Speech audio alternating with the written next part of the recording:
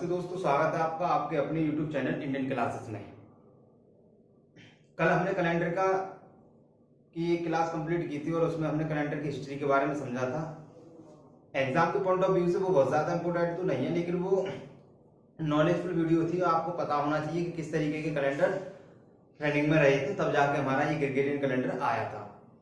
ठीक है, तो आज हम proper point of exam view से ही सारी चीजें पढ़ेंगे। हमारे जो एग्जाम में यूज होता है वो कौन सा कैलेंडर है, और जो आजकल हम कैलेंडर यूज कर रहे हैं वो हमारा कौन सा कैलेंडर है। ठीक है, तो मैंने कुछ चीजें कल भी बताई थी और शुरुआत से हम आज स्टार्ट कर लेते हैं। ठीक,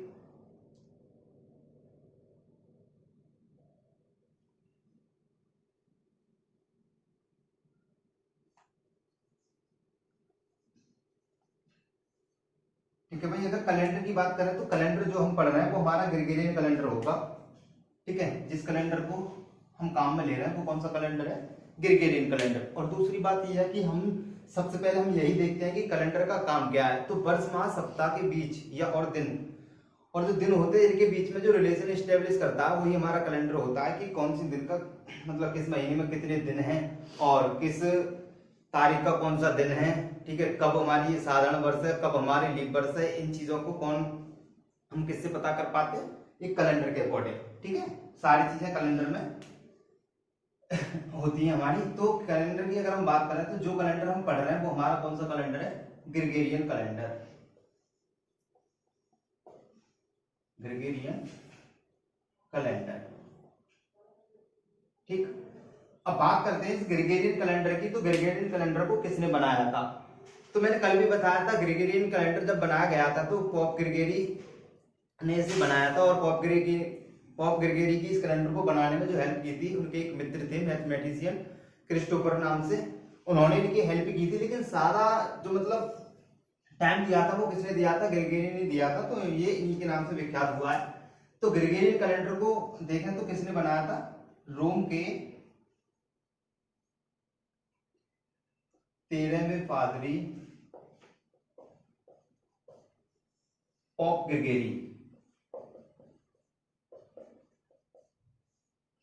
ग्रेगरी ने इसे बनाया था। और अब बात करते हैं कि जब इस कैलेंडर को बनाया गया था तो किस तरीके से इन्होंने कहां से ये इसकी स्टार्टिंग की थी। तो देखो, मैंने आपको कल भी बताया था कि जो कैलेंडर रहे हैं वो बहुत ज्यादा कैलेंडर रह चुके हैं। जैसे कि मान लो सूर्य की गणना पर आधारित और चंद्रमा पर आधारित कोई राजा गद्दी पर बैठा, उसने अपनी संमत स्टार्ट कर दी। जैसे आपने सुनी होगी विक्रम संवत, और एक और रही है आपकी सत संवत।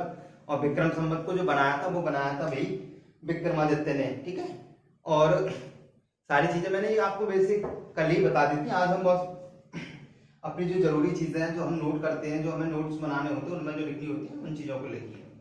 ठीक है, रोम के 13वें पादरी पोप ग्रेगरी ने इस कैलेंडर को बनाया था। अब ग्रेगरी ने जब इसे बनाया था तो ग्रेगरी ने इसको कहां से किस तरीके से इस कैलेंडर की नींव रखी। ठीक है, स्टार्टिंग में इन्होंने कौन सा वे माना था, किस तरीके से किया था। तो पोप ग्रेगरी ने क्या किया, इस कैलेंडर को सन 111 से स्टार्ट किया। ठीक है, जो मैंने आपको कल भी बताया था। और जब 111 की अगर हम बात करते थे, इस तिथि में उन्होंने क्या माना था, जीसस क्राइस्ट का बर्थडे माना। जीसस क्राइस्ट मतलब ईसा मसीह, ईसा मसीह का बर्थडे माना था इस दिन, और इसी दिन से स्टार्ट कर दिया अपना कैलेंडर। और जब हम इससे आगे की बात करते हैं तो ये होता हमारा ईसवी। ठीक, और ईसा मसीह के बर्थडे से हम पहले की बात करते हैं तो वो आता है हमारा ईसा पूर्व। ठीक है, ठीक है, बिफोर क्राइस्ट जैसे हम लिखते हैं ना, बीसी जहां भी लिखा होता है, बीसी का मतलब होता है बिफोर क्राइस्ट, यानी ईसा मसीह के जन्मदिन से पहले। ठीक है, अब हम आगे बात करते हैं कि जो ग्रेगोरियन कैलेंडर की देखो हुआ क्या था। जैसे जब हमारे बहुत ज्यादा कैलेंडर प्रचलन में रहे थे तो इस तरीके से ये ग्रेगोरियन कैलेंडर किस तरीके से मतलब रनिंग में आया। तो बात यह है कि जैसे 1952 में एक पंचांग सुधार समिति बनी थी। अब पंचांग सुधार समिति में वैज्ञानिक औद्योगिक परिषद बैठे, उन्होंने विचार किया। तो उस टाइम तो उन्होंने विक्रम संवत को स्वीकार कर लिया था, लेकिन प्रधानमंत्री हमारे उस टाइम जो थे वो पंडित जवाहरलाल नेहरू थे। उनके आग्रह पर ग्रेगोरियन कैलेंडर को राष्ट्रीय स्वीकृति दे दी थी 22 मार्च 1957 को। ठीक है, 22 मार्च 1957 को इसको राष्ट्रीय स्वीकृति मिली। 22 मार्च 1957। ठीक है, ये कट गया है, आप लिख लेना इसको। 22 मार्च 1957 को इसे राष्ट्रीय स्वीकृति मिली। ठीक है, अब कैलेंडर में क्या क्या है, किस तरीके का इनका वे रहा है। ठीक है, अब बात ये आती है कि हम कैलेंडर में लीप वर्ष भी बनाते हैं, साधारण वर्ष भी बनाते हैं। क्यों ना इसको एक वे से बना लिया गया था। एक वे मतलब या तो 365 दिन पर बना लेते या फिर इसे 366 दिन पर बना लेते। तो इस चीज का इशू क्या रहा है ये मैं आपको आज ही क्लियर कर दूंगा। ठीक है, अब हम आगे अगर बात करें इसकी कैलेंडर की, कैलेंडर में आपने कल देखा होगा कि मैंने ये सारी चीजें बताई थी कि कैलेंडर में वर्ष होंगे यानी कि ईयर्स। ठीक है, और इसके बाद मंथ यानी माह या महीने, सप्ताह यानी वीक, और वर्ष माह सप्ताह और डेज यानी कि दिन, एंड विषम दिन। ठीक है, विषम दिन का मतलब होता है अभी और डेज। ठीक है, तो ये चीजें हम ये बेसिक चीजें हैं और ये हमें पता होना चाहिए था। आपको थोड़ा सा देख लो, मैंने कल भी बताया था, अब आप थोड़ा अपना रिवीजन कर लो। तो वर्ष जो होती है हमारे कैलेंडर में दो तरीके से होंगी। एक तो हो गया आपकी साधारण वर्ष जिसे हम कहते हैं सिंपल ईयर, और एक हो गया आपकी लीप वर्ष, और जिसे हम कहेंगे एक होगी लीप वर्ष और जिसे हम कहेंगे अधिवर्ष या लीप वर्ष, एक ही बात होती है। ठीक है, अब माह की अगर हम बात करें तो जो हमारी साधारण वर्ष है उसमें भी 12 महीने होंगे, जो हमारी लीप वर्ष है उसमें भी हमारे 12 महीने होंगे। ठीक है, और सप्ताह की अगर हम बात करें तो इसमें हमारे 52 सप्ताह होते हैं और लीप वर्ष में हमारे 52 सप्ताह होंगे। ठीक है, अब 52 सप्ताह की अगर हम बात करें तो हमें भी पता है कि एक सप्ताह में हमारे 7 दिन होते हैं, और 52 सप्ताह की अगर हम बात करें तो 52 सप्ताह में हम 7 का मल्टीप्लाई करेंगे। ठीक है, तो हमारे जो निकल के आएंगे 365 दिन हो जाएंगे, लेकिन जब इसमें 7 का मल्टीप्लाई करेंगे तो हमारे 64 निकल के आएंगे। ठीक है, और यहाँ पर हमारे जो लीप वर्ष होती है इसमें हमारे 366 दिन होते हैं। तो मैंने अभी आपको बताया था जब हम इसमें 7 का गुणा करेंगे, इसमें 7 का गुणा करेंगे, ठीक है, तो हमारे 364 ही निकल के आएंगे। लेकिन होता क्या है कि विषम दिन जो होता है वो एक यहाँ से विषम दिन एक ये ऐड हो जाएगा और इसमें 2 विषम दिन ऐड हो जाते हैं, तो हमारे 365 यहाँ से हो जाएंगे। जब इसमें 52 सप्ताह है, एक सप्ताह में 7 दिन होते हैं, और 52 में जब हम 7 का मल्टीप्लाई करेंगे तो 364 बनेगा, और इसमें हम क्या कर देंगे 1 प्लस कर देंगे, क्योंकि इसमें ऑड डेज रहता है 1 वर्ष। और 52 में जब हम 7 का मल्टीप्लाई करेंगे तो भाई सप्ताह 52 होते हैं, एक सप्ताह में 7 दिन, तो 364 बनेंगे, 2 विषम दिन होते हैं, और इसमें 2 ऐड कर देंगे तो 366 हो जाएगा। तो यहाँ पर अभी आपको कंफ्यूज हो रहा होगा कि डायरेक्टली क्यों नहीं बता रहे, तो मैं आपको बता देता हूँ। देखो होता क्या है, विषम दिन का फंडा समझ लो आप, ये विषम दिन क्यों आ रहा है। जैसे हम 7 का डिवाइड करेंगे 365 में, ठीक है, 365 में डिवाइड करेंगे हम 7 का, तो 7 से जाएगा ये 35, 7 5 35, यानी कि आपका बचा 1, और ये 5 यहाँ आ गया, और 7 2 40, यानी कि आपका जो रिमाइंडर बचा, ये जो रिमाइंडर बचता है ना, ये वाला जो रिमाइंडर होगा, जहां भी हम 7 से डिवाइड करेंगे, यानी कि जितने भी हमारे दिन होंगे और उन दिनों की संख्या को जब हम 7 से डिवाइड करेंगे तो हमारा बचेगा ऑड डेज, और ऑड डेज मतलब विषम दिन।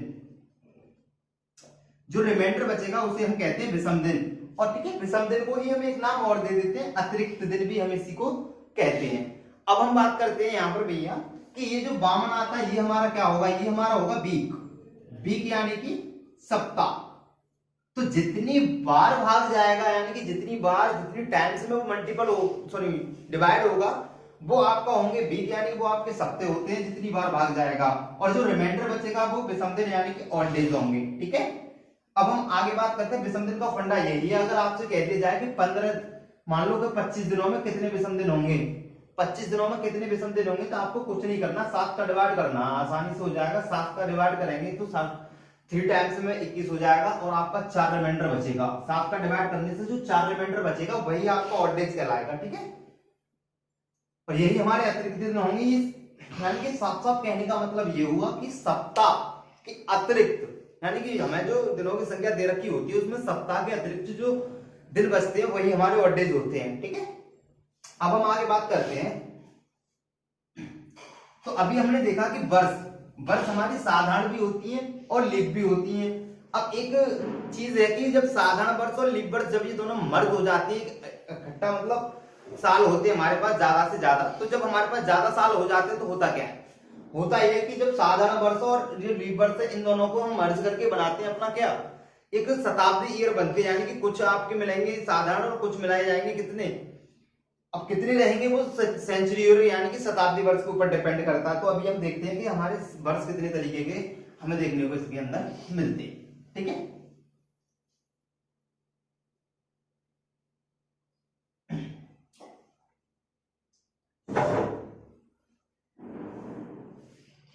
ठीक है भैया, चलो देखिए अब हम बात करते हैं इसके अंदर वर्ष का फंडा क्या रहता है। वर्ष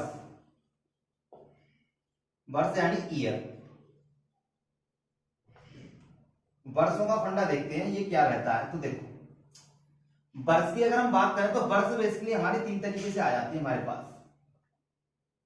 ठीक है, हालांकि जो काम में ली जाती है वो 3 तरीके से ही होती है और हम बस डिनोट करते हैं बस इनको इस तरीके से कि ये साधारण वर्ष होती है या फिर लीप वर्ष होती है। तो आप इस चीज का अच्छे से आप क्लियर कर लीजिएगा।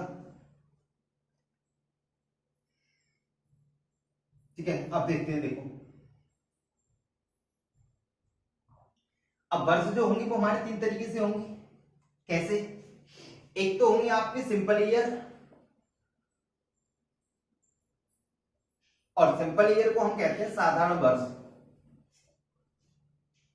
ठीक है, और जब हम आगे बढ़ते हैं थोड़ा सा तो हमें मिलती है एक प्रकार से लीप ईयर, आधे वर्ष बोलते हैं हम लीप वर्ष को, यानी कि लीप ईयर।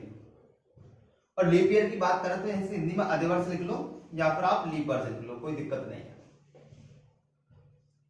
और जब हमारी ये साधारण वर्ष और लीप वर्ष का जो कॉम्बिनेशन होता है, जब ये मर्ज होके बनते हैं तो फाइनली ये जब इकट्ठी मर्ज हो जाती है, यानी कि कुछ हम लेते हैं अपनी सिंपल और कुछ लेते हैं लीप, तो फाइनली हमारी जब ये मर्ज करके बनती है सेंचुरी। ठीक है, एक सेंचुरी ईयर के अंतर्गत देखा जाए तो उसमें क्या होती है, कुछ साधारण और कुछ लीप, उन दोनों को जोड़कर ही हमारी कौन सी ईयर बनती है, शताब्दी यानी कि सेंचुरी ईयर।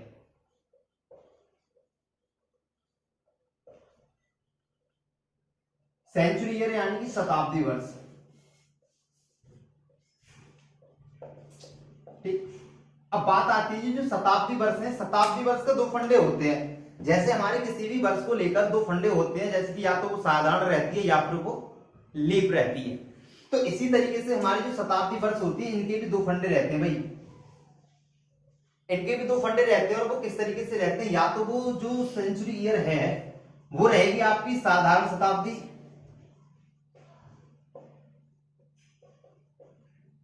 ठीक, यानी कि सिंपल सेंचुरी। ठीक है, या फिर वो रहेगी आपकी लीप शताब्दी।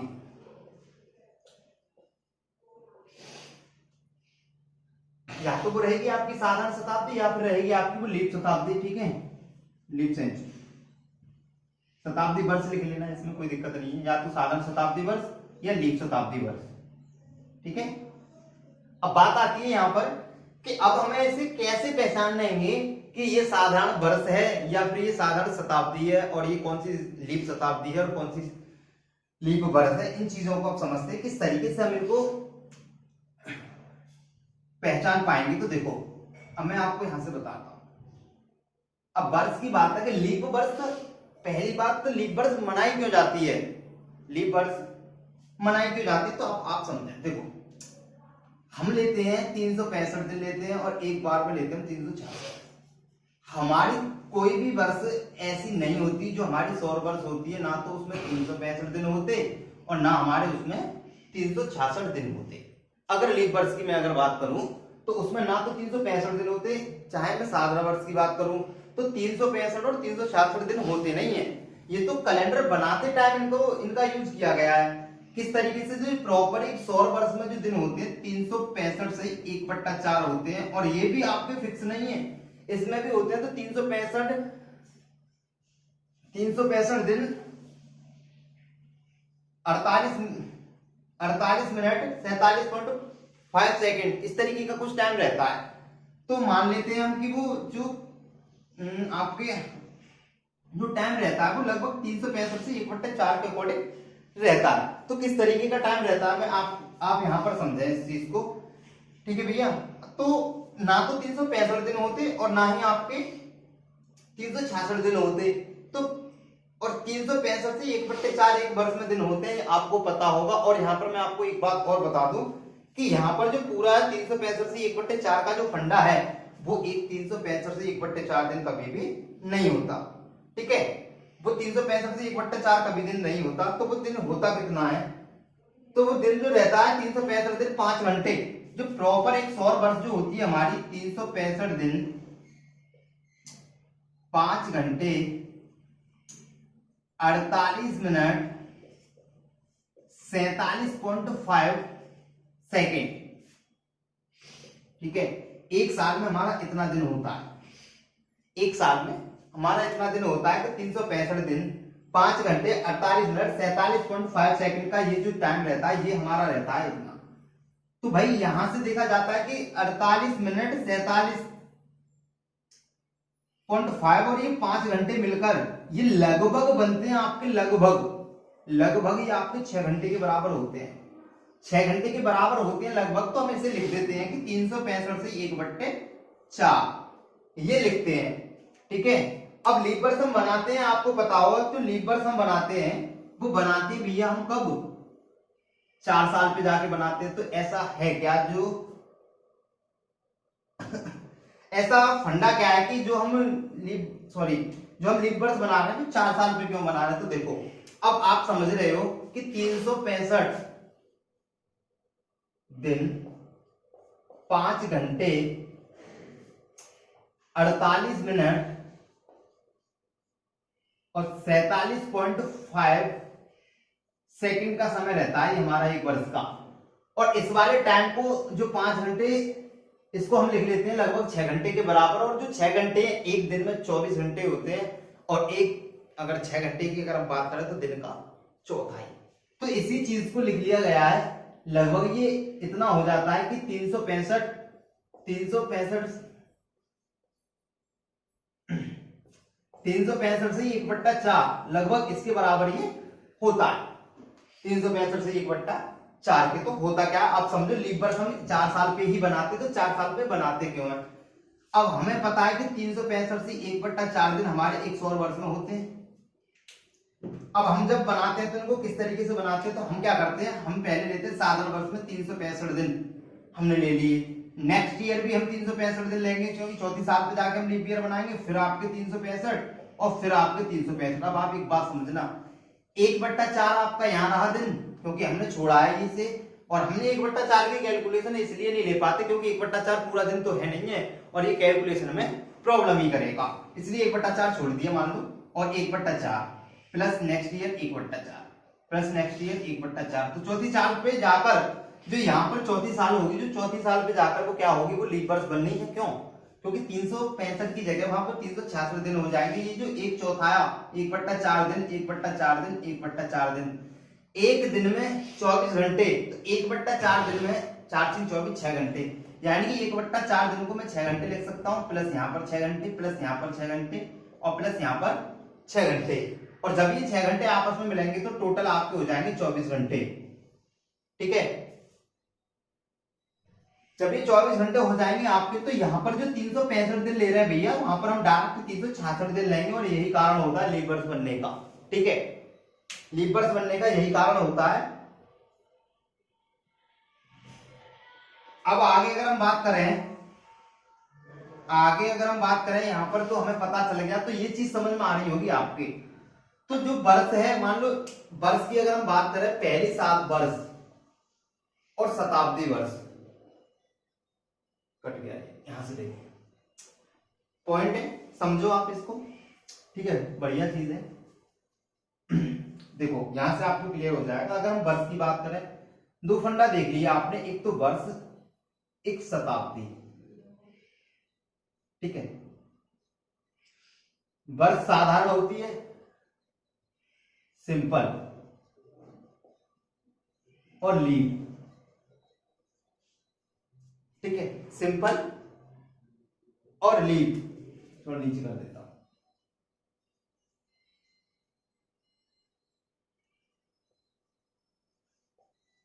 एक तो सिंपल ईयर और लीप। सिंपल और लीप का मतलब हम दोनों में देखेंगे इसको कि वर्ष में सिंपल और लीप में सिंपल कैसे रहता है, वर्ष में और शताब्दी में, सॉरी।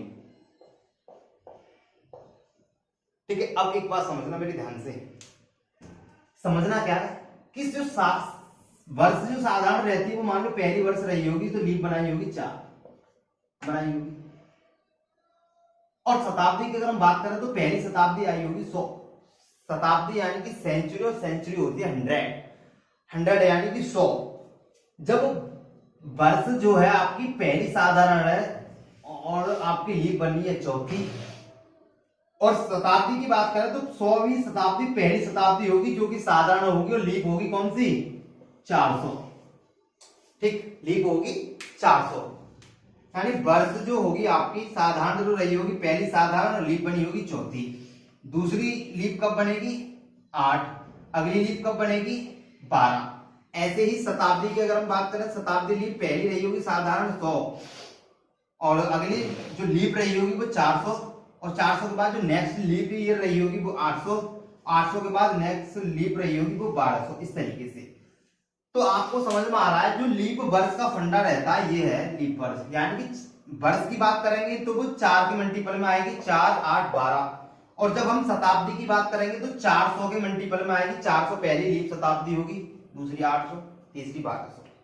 ठीक है, शताब्दी वर्ष होती है 100, और 100 में क्या होगा जो 400 से डिविजिबल होंगी वही आपकी शताब्दी वर्ष लीप होंगी। तो यहाँ पर जो निष्कर्ष निकल के आया है इन चीजों का, वो फाइनली निष्कर्ष ये होगा भैया, जो शताब्दी वर्ष है, शताब्दी वर्ष लीप वर्ष वही होगी।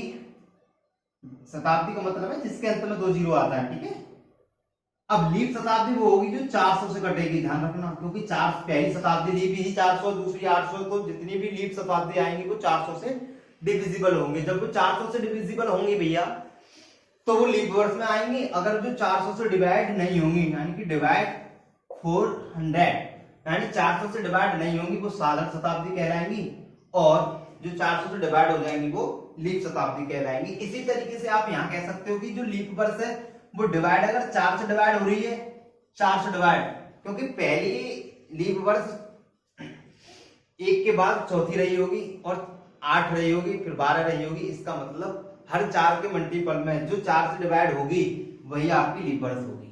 ठीक है, और जो साधारण वर्ष जो आपकी 4 से डिवाइड नहीं होगी वो आपकी किस में आ जाएगी, साधारण वर्ष में आ जाएगी। तो इस बात का विशेष ध्यान रखें। अब आगे बढ़ते हैं, इसको थोड़ा सा देखते हैं। ठीक है, अब इन्हें फाइंड करते हैं, इनमें ईयर्स फाइंड करते हैं किस तरीके से रहना है। मैं कुछ वर्ष लिखता हूं, उसके बाद इसमें से आपको फाइंड करना। कुछ शताब्दी वर्ष लिखता हूं और उनको हम इधर साइड कर लेंगे। जैसे मान लो 2012, अब ये वर्ष है, शताब्दी तो नहीं है, इसमें से 12 निकालूंगा, 2000 बचेगा, वो जाके आपकी शताब्दी आएगी। 1988, 2017, ठीक है, 2019 और 2021, ये है आपकी कुछ वर्ष। ठीक है, और लिख लो 2020। ठीक, ऐसे ही मैं शताब्दी की बात करता हूं, 2300, 2400, 2800, 2500, 1300, ये आपकी शताब्दी है। तो मैंने आपको बताया कि देखो, अब एक बात विशेष ध्यान रखना, जो भी शताब्दी होगी वो इस तरीके से होंगी। ठीक, अब शताब्दी वर्ष ऐसी कोई शताब्दी वर्ष नहीं है जो 4 से डिवाइड ना हो। ठीक है, क्योंकि जिस संख्या के अंत में डबल जीरो आ जाए वो संख्या 4 से डिवाइड हो जाती है। अगर आप एक बात समझें पहले तो यहां से देख लो, तो लीप वर्ष हमें ये चेक करना है निम्न में कौन सी लीप वर्ष है। इनमें कोई भी वर्ष हो तो आपको लीप वर्ष करने के लिए 4 का डिवाइड कर दो, और जब 4 से पूरी मतलब 4 से कोई भी वर्ष डिवाइड हो जाएगी तो वही आपकी क्या कहलाएगी, वही आपकी लीप वर्ष कहलाएगी। और वही लीप वर्ष कहलाएगी, ठीक है, जो 4 से डिवाइड होगी वही आपकी लीप वर्ष होगी, जो 4 से डिवाइड नहीं होगी वो आपकी साधारण वर्ष में आ जाएगी। अब ये चीज चेक करने के लिए हम ऐसा तो नहीं करेंगे कि भाई 4 का ही डिवाइड करें इसमें पूरे में, नहीं।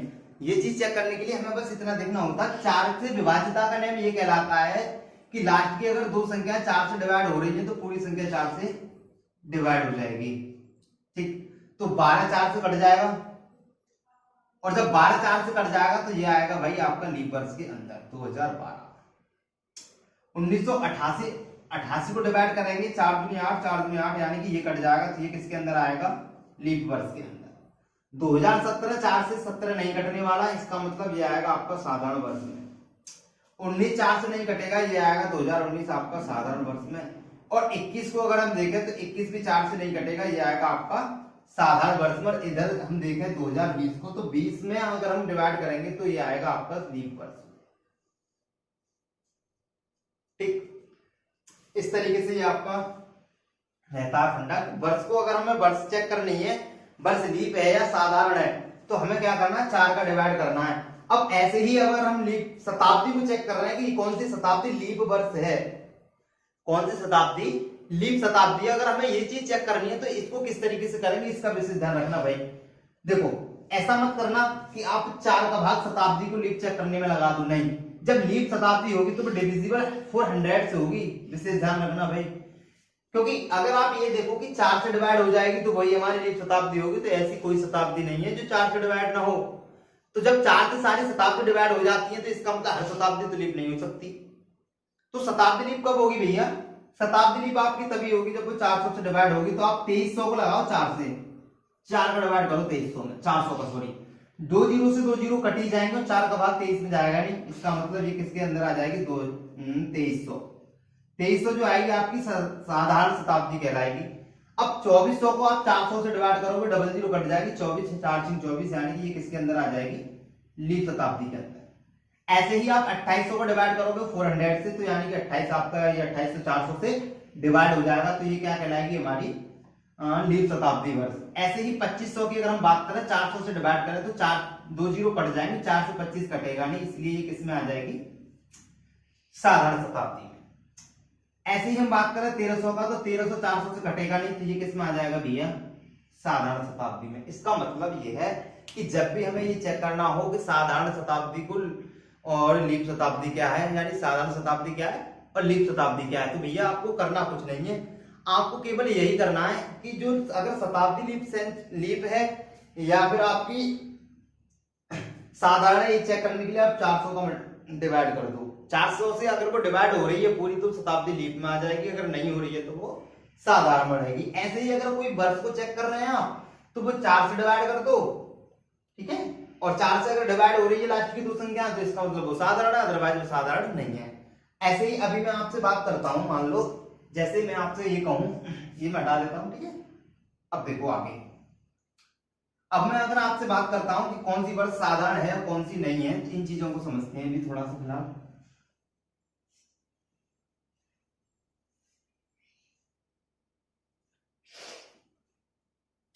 अब आप बात करो किस तरीके से होना है, देखो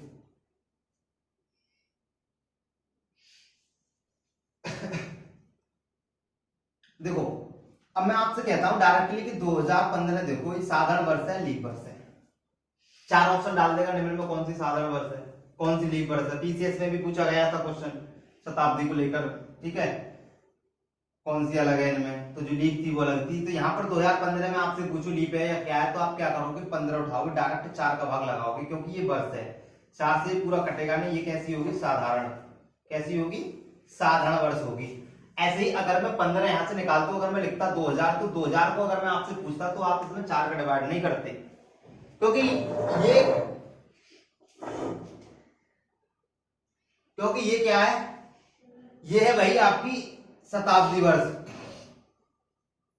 ये है आपकी शताब्दी वर्ष, यानी कि सेंचुरी। और सेंचुरी ईयर, लीप ईयर वो तभी होती है तब वो डिविजिबल बाई 400 होती है, यानी कि 2000 को आप डिवाइड कर रहे हो 400 से, तो 400 का इसका मतलब इन दोनों को काट देंगे, 4 से कट जाएगा 5, यानी कि 2400 से पूरी पूरी डिवाइड हो जाएगी। और जब पूरी की पूरी डिवाइड हो रही है भैया, तो ये कैसी शताब्दी होगी, ये लीप शताब्दी होगी।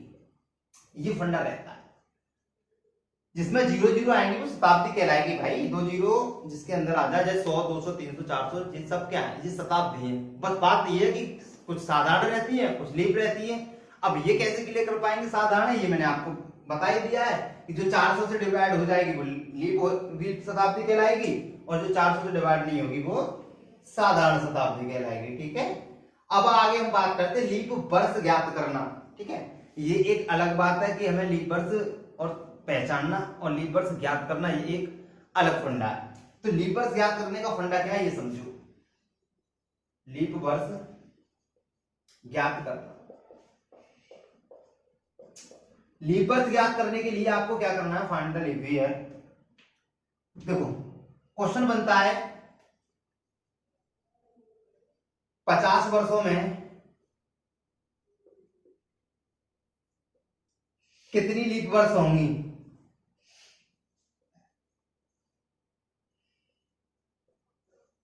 50 वर्षों में कितनी लीप वर्ष होंगी। ठीक है, अब हमें क्या करना है, इस तरीके की क्वेश्चन 50, 100, 150, 400, 500, 600, 800 कितनी भी वर्षों में आपसे लीप वर्ष पूछ सकता है। तो आपको क्या करना है, आपका कॉन्सेप्ट यही रहेगा, यानी कि 50 को हमें 4 से डिवाइड करना है, और जब 4 से डिवाइड करोगे तो ये बार बार जाएगा। रिमाइंडर जो बचता है उसे छोड़ देना है, रिमाइंडर जो बचता है हमें उससे हमारा कोई लेना देना नहीं होता। ठीक है, अगर हम 50 से डिवाइड कर रहे हैं, 50 से हमें सॉरी इसमें 4 से हम डिवाइड कर रहे हैं, तो आपका जाएगा 12 बार, और आपका ये 2 रिमाइंडर बचेगा। इससे हमारा कोई लेना देना नहीं होता, और जब हमारा इससे कोई लेना देना नहीं होता तो ये हमारी होती है लीप वर्ष, ये होती है हमारी लीप वर्ष। ठीक है, ये हमारी लीप वर्ष होती है। और आगे अगर हम बात करें, ऐसे ही हमारा क्वेश्चन बदलता रहेगा। ऐसे ही हमसे पूछे 98 वर्षों में कितनी लीप वर्ष होंगी। 98 वर्षों की बात करें तो हम क्या करेंगे, 98 में डिवाइड कर देंगे। 4 का जितनी बार भाग जाता है 4 का, उतनी ही हमारी लीप वर्ष होंगी, यानी कि 4 दूनी 8 और 1 बचा, 4 चौक 16, यानी कि 24 लीप ईयर। ठीक है, ऐसे ही हम आपसे बात करें कि 88 वर्षों में कितनी लीप ईयर होंगी, तो 4 का डिवाइड करेंगे, 4 दूनी 8 और 4 दूनी 8, कितनी लीप वर्ष, 22 लीप वर्ष। ऐसे ही हम बात करें आपसे कि भाई 53 वर्षों में कितनी लीप ईयर होंगी, तो डिवाइड करना है 4 का, यानी कि 4 और 4 3 12, यानी कि 13 लीप वर्ष, लीप वर्ष। ठीक, और यहाँ पे ये 22 लीप वर्ष।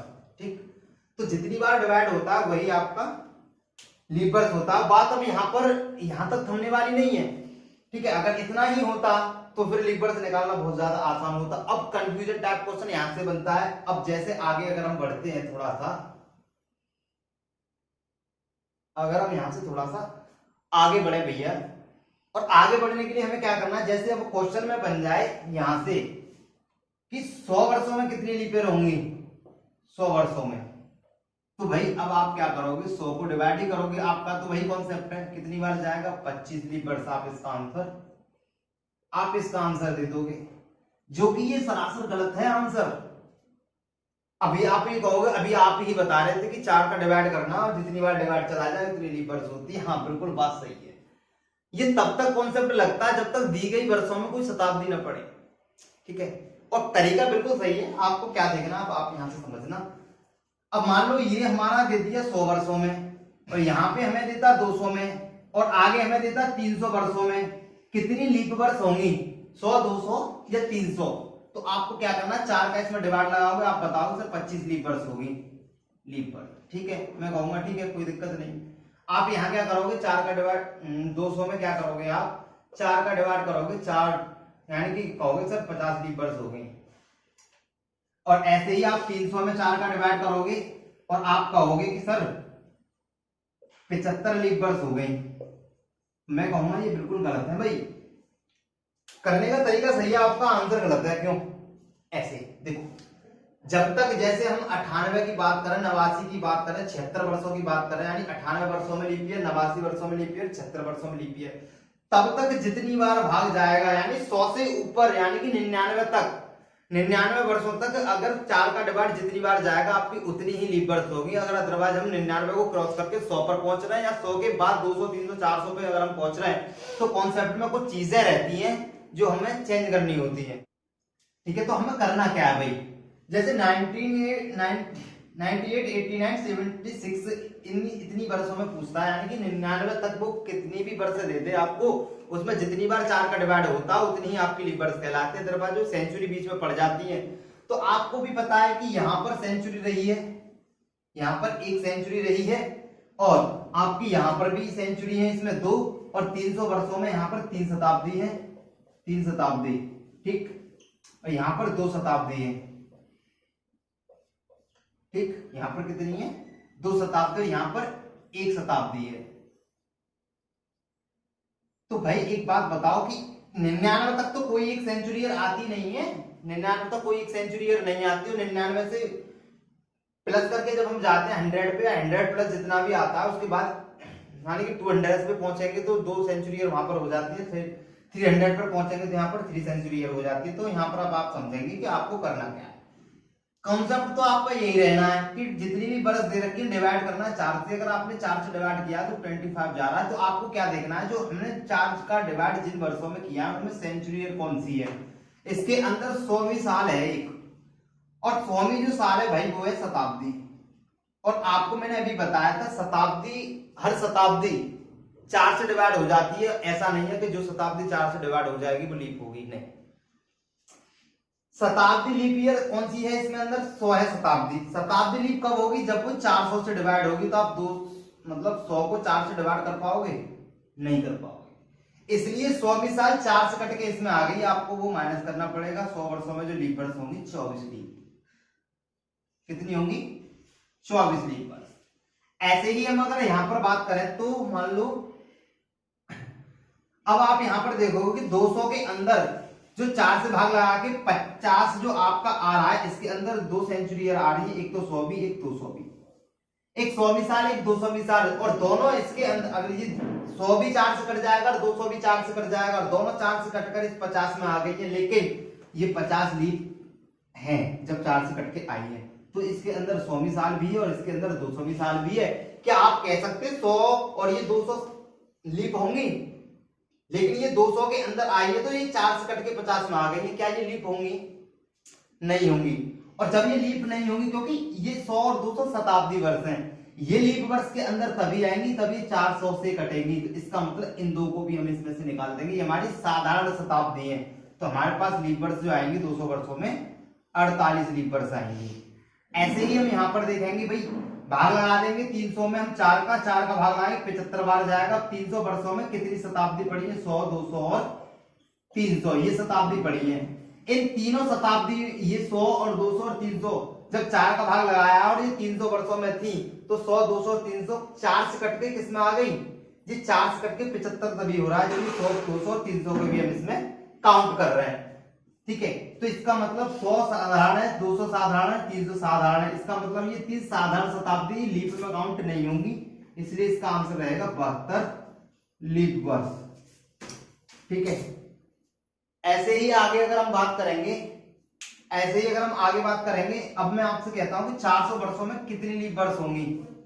ठीक, 400 वर्षों में कितनी लीप वर्ष होंगी, तो 400 की अगर हम बात करें तो डिवाइड करेंगे हम अपना 4 से डिवाइड करोगे कितनी बार जाएगा, 100 बार।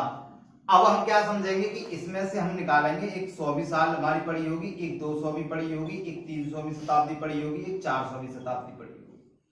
तो हमारी 4 शताब्दी इसके अंदर पड़ी है, एक 100 एक 200 एक 300 और एक 400। जब हमने इसमें 4 का भाग लगाया तो 100 बार गया, तो हमारी 100 लीप वर्ष नहीं होंगी। ये लीप वर्षों की संख्या आती है लेकिन 100 की 100 नहीं होंगी। अब कौन कौन सी हमें शताब्दी, देखो एक तो 100वीं शताब्दी 4 से कट के 100 में आ गई, एक 200वीं शताब्दी 4 से कटकर 100 में आ गई, एक 300वीं कट के आ गई, और 400।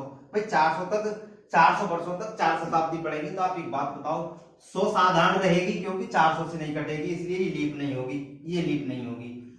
200 साधारण रहेगी क्योंकि ये 400 से नहीं कटेगी।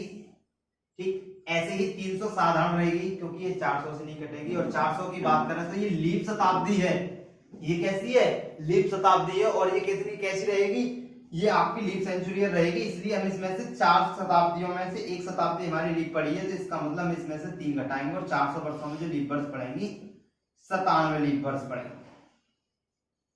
97 लीप वर्ष पड़ेंगे। आगे अगर हम बात करें और हम आगे बढ़ते हैं भी, और आगे बढ़ते हैं, जैसे कि अगर मैं आपसे कहूं कि 500 वर्षों में कितनी लीप वर्ष पड़ेंगी, 500 वर्षों में कितनी लीप वर्ष पड़ेंगी, यही लिख देता हूं 500। ये क्वेश्चन हो गया आपका 500 वर्षों में कितनी लीप पड़ेंगी। तो आपको क्या करना है, आपको चीजें समझनी है, कितना आसान होता है। देखो आपको लिख लेना है 500, क्या लिखना है, आपको लिखना है 500, आपको लिखना है 500 लिखना है आपको। और 500 जब आप लिखेंगे तो डिवाइड करेंगे आप 4 से, प्रोसेस यही रहेगा, डिवाइड करो 4 से एक बार और 2 और 125, ठीक 125 कट जाएगा। और जो हमें पता है 4 का डिवाइड करते हैं जितनी बार भाग जाता है उतनी लीप वर्ष होती है। बस क्या है कि शताब्दी देख लो, शताब्दी तो नहीं पड़ी भाई। 500 तक अगर बात करें तो 500 तक शताब्दी कितनी पड़ी होंगी, 100 पड़ी होगी इसके अंदर। 500 तक पहुंचे होंगे तो 100 पड़ा होगा, 100 में 4 का भाग लाएंगे, कट के इसमें आया होगा। ऐसे ही 200, 4 का भाग करेंगे 200 में, यानी कि 4 का भाग जब 200 में करेंगे तो 4 से कट के 125 में आ गया होगा। ऐसे ही 300, ऐसे ही 400, ऐसे ही 500, यानी कि 5 शताब्दी आपकी इसके अंदर पड़ी होंगी। 100 भी इसके अंदर कट के आ गई, 200 भी इसके अंदर 4 से कट के आ गई, और 300 भी इसमें होगी जो 4 से कट के इसमें आई होगी, 400 भी इसके अंदर होगी जो 4 से कट के 125 में आई होगी, 500 भी इसके अंदर है जो कि 4 से कट जाए, यानी कि ये 5 जो शताब्दी पड़ी है 5 और 4 से कटकर 125 के अंदर आ चुकी है। अब हम देखेंगे तो ये 100 हमारी साधारण है, 200 हमारी साधारण है, 300 हमारी साधारण है, 400 हमारी लीप है, ये हमारी लीप है। बाकी 1 2 3 4 शताब्दी हमारी कैसी साधारण है, केवल और केवल 5 शताब्दी पड़ी 500 तक, उन 5 में केवल एक लीप है। लेकिन 4 से कट के 5 और 125 में आ गई है, और 4 से कटने पर शताब्दी लीप नहीं होती, जो 400 से कटेगी हम उसमें वही लेंगे, बाकी शताब्दियों को निकाल लेते हैं। तो हम कितनी शताब्दी यहां से निकाल लेंगे, 4। हमारे पास कितनी बचेंगी, 121 लीप वर्ष, ठीक। इस तरीके से फंडा रहता है लीप वर्ष निकालने का। अब क्वेश्चन कुछ मैं करा देता हूं 2-4, ठीक है। चलो देखते हैं किस तरीके से क्वेश्चन होंगे। क्वेश्चन पहला बनता है आपका, 400 वर्षों में 29 तारीख कितनी बार आएगी।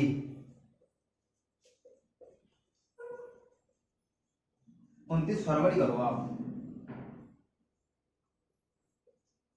29 फरवरी कितनी बार आएगी। तो मैं आपको एक बात बता दूं, देखो 29 फरवरी का आना ही लीप वर्ष होता है।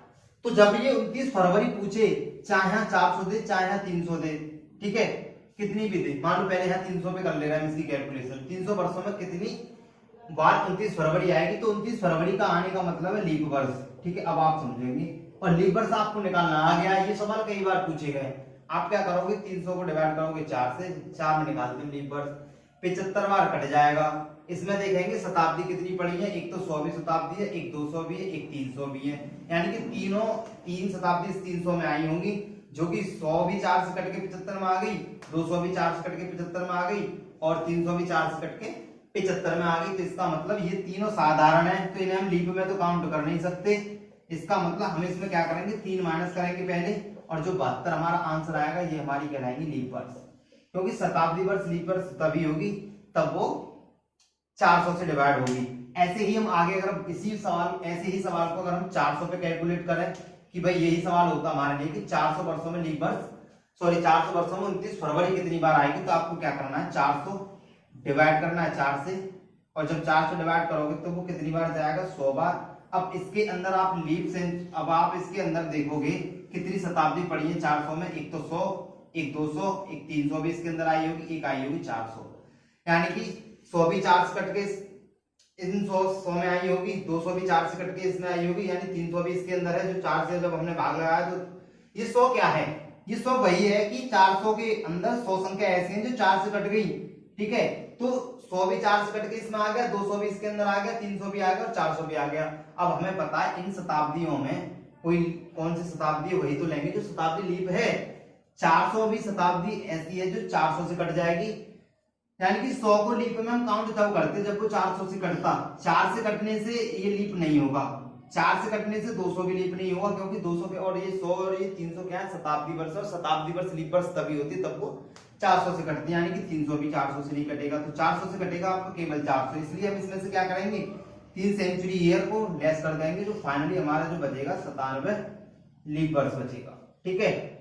और लीप वर्ष का बचना ही वही आपका कहलाता 29 फरवरी का कॉन्सेप्ट। ठीक है, तो ऐसे ही अब यहाँ पर ऐसे ही 500 वर्षों की बात करेगा तो 500 में भी 29 फरवरी कितनी बार आएगी? अभी मैंने आपको बताया था कि जितनी बार लीप वर्ष होती है उतनी ही आपकी 29 फरवरी होती है। जैसे 500 वर्षों में मैं ले लूं, अब 4 का डिवाइड करेंगे तो आपको पता है 125 बार जाएगा। और जब 125 बार जाएगा इस 500 के अंदर 100 और ये 200 और 300 और 400 और एक 500, इतनी शताब्दी हो गई। इतनी शताब्दी इसके अंदर पड़ गई, यानी कि 100 4 से कट जाती है, 200 300 400 500, ये इसके अंदर 500 में आई होंगी और सभी किससे कट गई होंगी? 125 बार। यानी कि 100 भी लीप वर्ष में काउंट कर सकते हैं क्या? नहीं कर सकते। 200 को भी नहीं कर सकते, 300 को भी नहीं कर सकते, 400 को करेंगे और 500 को नहीं करेंगे। क्यों नहीं करेंगे? क्योंकि ये 100 200 300 400 500 ये शताब्दी है और शताब्दी लीप वर्ष तभी होती है जब वो 400 से कटती है। तो इन 500 में 400 से केवल एक संख्या कटेगी, 400। तो ये कैसी शताब्दी है? साधारण। इनको हम क्या करेंगे? इसमें से निकाल देंगे कितना? 4। तो जो 29 फरवरी जो आएगी 500 वर्षों में वो 121 बार आएगी। ठीक है, यही हमारा आंसर हो जाएगा। अब बात आती है यहाँ पर भाई कि क्वेश्चन यहाँ से यही थमने वाला नहीं है। क्वेश्चन बनता है यहाँ से कि 400 वर्षों में 29 तारीख कितनी बार आएगी, या 300 वर्षों में 29 तारीख कितनी बार आएगी। ठीक है, 300 वर्षों में 29 तारीख, 400 वर्षों में 29 तारीख की बात करते हैं। 29 तारीख पहले 300 पे करेंगे फिर 400 पे कर लेंगे। ठीक है, 300 400 की रिगार्डिंग क्वेश्चन पूछे जाते हैं। 500 भी आएगा तब भी आपका यही फंडा रहेगा। ठीक है, आप देखो आपको क्या करना, 29 तारीख, अगर 29 फरवरी होती है तो लीप वर्ष होती है, लेकिन 29 तारीख की अगर हम बात करें भाई, 29 तारीख हर महीने आती है, लेकिन हर साल 11 महीने आती है। और जब लीप वर्ष होती है तो 12 महीने आती है। देख रहे हो, अगर साधारण वर्ष है तो 11 महीने, दो तरीके से आती है 29 तारीख, साधारण वर्ष और लीप वर्ष, दो तरीके की वर्ष होती है हमारी। अगर साधारण पड़ेगी तो 11 महीने आएगी, अगर साधारण वर्ष पड़ेगी तो 11 महीने आएगी, क्योंकि फरवरी के महीने में यहां पर नहीं पड़ती लीप वर्ष, सॉरी फरवरी के महीने में यहाँ 29 तारीख नहीं आती, इसलिए 11 महीने आती है। और लीप वर्ष की अगर हम बात करें भैया तो लीप वर्ष में ये आती है 12 के 12 महीने। तो अब हम इसको कैसे करेंगे? तो देखो 300 वर्ष है हमारे पास, हम ले रहे हैं कि हमारे पास लीप वर्ष है ही नहीं, हमारे पास 11 महीने तक 300 वर्षों में, 11 महीने तक 300 वर्षों में जो 11 का डिवाइड करेंगे तो कितनी बार आएगा? 3300 बार। अब हमने एक महीना छोड़ा है, हमने 11 महीने लिए हैं, यानी कि हमने 300 वर्षों तक लीप वर्ष कभी लिए ही नहीं। हमने 11 महीने लिए, एक महीना छोड़ दिया, किसका? फरवरी का। क्यों? क्योंकि उसमें जब 11 महीने ही पड़ती है, साधारण वर्ष में 11 महीने ही आती है हमारी 29 तारीख। हमने क्या किया, हमने अपनी साल ही हम 11 महीने की मान लेंगे, 11 का इसको गुणा कर देंगे, 3300 बार पड़ती। यानी कि अगर हमारे कैलेंडर में 11 महीने होते, ध्यान से समझना, 11 महीने अगर हमारे कैलेंडर में होते और 29 तारीख को हर 11 महीने में आती तो 300 वर्षों तक 11 3 3300 बार 29 तारीख आ गई होती। अब ऐसा हमारे कैलेंडर में नहीं होता, हमारा 12 महीने का कैलेंडर होता है। तो हमने यहाँ पर जो 11 महीने लिए, एक महीना कौन सा छोड़ा? फरवरी का। तो हम यही तो देखेंगे भाई कि 300 वर्षों में 29 फरवरी कितनी बार आई होगी। हमें क्या करना है, 29 फरवरी का आना लीप वर्ष से एक बार निकाल दो, कितनी बार? 75 बार कट जाएगा। 100 200 300 इसमें साधारण रही होंगी, यानी कि 3 निकाल दो, कितना बचेगा? 72।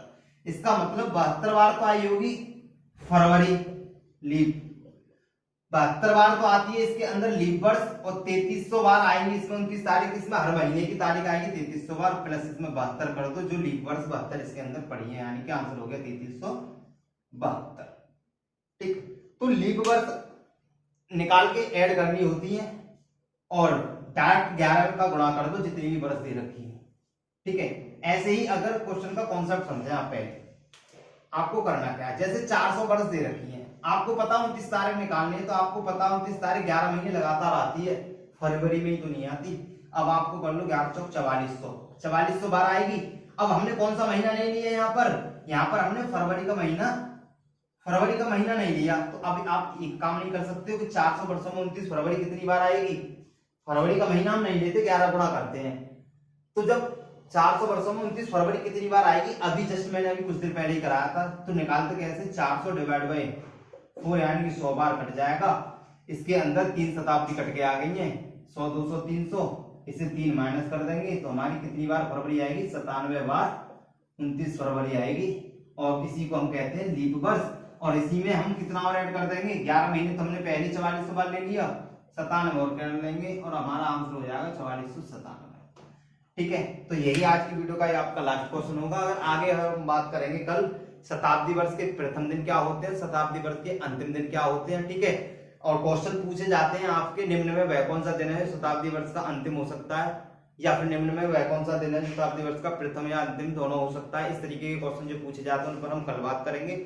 आज की क्लास हम यही समाप्त करते हैं, तो जुड़े रहिए आप। चीजें अगर आपको नहीं भी समझ में आ रही है ना, तो आप वीडियो को फिर से देखकर रिपीट करके, बहुत बढ़िया कॉन्सेप्ट है और ये चीज अगर आपके एक बार समझ में आ गई तो समझ लो कभी आप भूलेंगे ही नहीं। और आप इसको 1-2 बार वीडियो को देखा करें, पॉज कर करके देखा करें। ठीक है, और आपके रिलेशन में जो भी लोग तैयारी कर रहे हैं लोगों को बताइएगा सर कि यहाँ इंडियन क्लासेस पर आप रीजनिंग कंप्लीट कर सकते हो, काफी अच्छे लेवल से चल रही है। और आपको भी पता है एक चैप्टर के मैं 8-8, 9-9, 10-10 पार्ट में पढ़ा रहा हूँ, जो कि 1-1 घंटे के पार्ट मेरे कम से कम रहते हैं, लगभग 1 घंटे में 45, 40, 48, 50 तक मिनट तक क्लास रहती है। ठीक है, तो आज की क्लास हम यही समाप्त करते हैं। Okay, bye bye. ठीक है, और आपको पता ही है कि ना संघर्ष ना तकलीफ तो क्या मजा है जीने में, ना संघर्ष ना तकलीफ तो क्या मजा है जीने में, बड़े बड़े तूफान थम जाते हैं जब आग लगी हो सीने में। तो जय